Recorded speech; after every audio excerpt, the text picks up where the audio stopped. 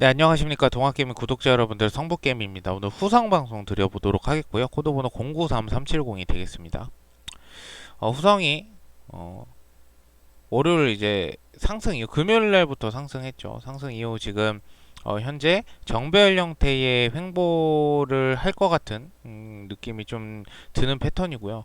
어쨌든 대개 봤을 때 전체적으로 그 차트를 보거나 아니면 분봉이나 아니면 호가창을 봤을 때 이 13,000원을 좀 지켜주려고 하는 부분이 굉장히 좀 크게 좀 반응을 하고 있는 것 같고요.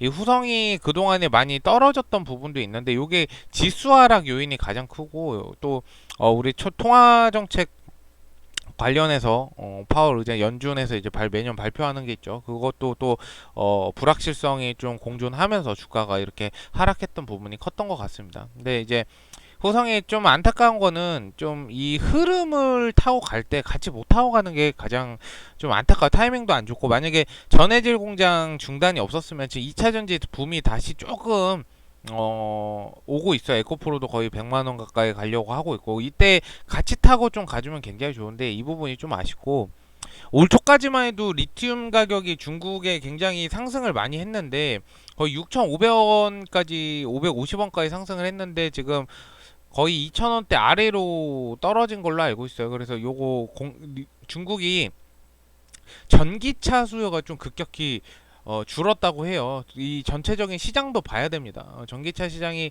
좀 규모가 많이 줄어들면서 이 리튬 관련해서 자재값이 사실은 이제 수요가 엄청 많아야지 이 단가가 비싸지는 거거든요. 근데 공급할 때는 많은데 사는 데가 많이 없으면 가격이 당연히 다운되겠죠. 그래서 그런 원리라고 보면 되는데 요것도 저는 좀 일시적인 게 아닌가 생각하고 있습니다. 왜냐하면은 이 일시적인 부분이 이제 중국이 여러 가지 요새 외교로 굉장히 좀 이슈가 많이 되고 있고 뭐 일본하고도 그렇고 우리나라하고도 그렇고 여러 가지 이제 미국하고도 놓고 그렇고 이슈가 굉장히 많이 돼요. 특히나 이제 외교 정책 부분인데 이 외교 정책 부분에서도 수출 쪽이 조금 중국에 우리가 어 의존도가 굉장히 높은데 이게 막혀버리면은 전체적으로 경제가 조금 어, 뭔가 경제 지표가 전체적으로 좀 흔들리는 부분이 있다 보니까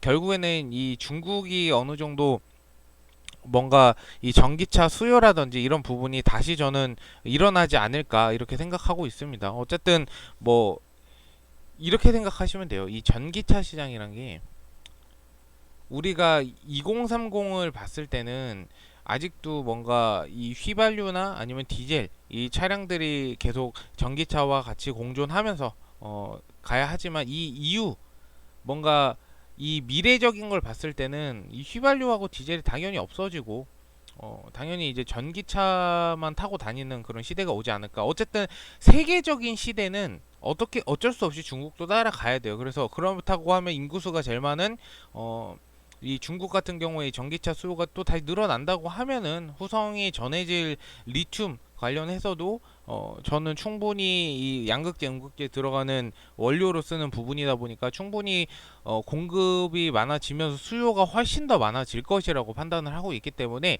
중장기적으로 봤을 때는 후성만한 지금 바닥권에 위치한 종목 저평가된 종목이 없다라고 생각합니다. 그러니까 사실 27,000원대는 적절 수치였다. 25,000원에서 27,000원 금액대는 후성이 이 정도 금액 받을 만한 적정 수치였다.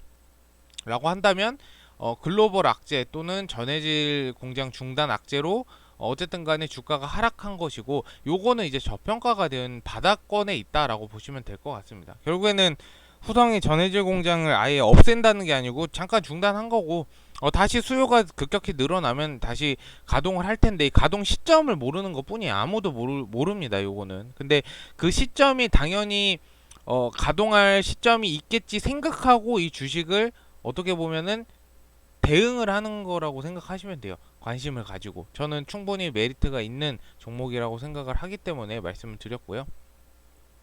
매매 동향 보시면 오늘 외국인이 또 매집을 했죠. 기관계는 이제 금투에서 좀 빠져나갔고요. 연기금 다시 매집이 좀 들어오고 있는데 이 외국인 전체적인 비중이 조금씩 계속 높아지고 있는 게 저는 좀 주요 강점이라고 생각합니다. 어쨌든 바닥권이기 때문에 매집을 하는 게 아닐까라는 확률이 가장 크다라고 보고요.